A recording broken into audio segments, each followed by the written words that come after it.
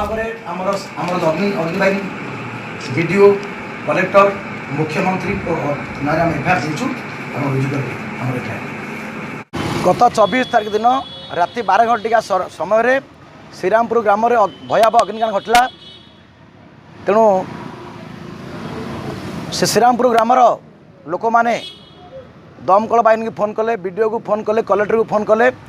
ये सत्य फोन करा सत्ते कहीं किसी कथा बुझिले नहीं। तेणु एथि संपूर्ण भाव मुख्यमंत्री दायी।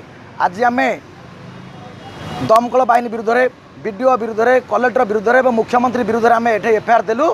तुरंत भाव में एफआईआर ग्रहण करी दृढ़ कार्यानुष्ठान ग्रहण करतु, नतुबा आगामी दिन में भारतीय जनता पार्टी राजरास्ता ओह्लैब एवं न्याय पाइला पर्यंत।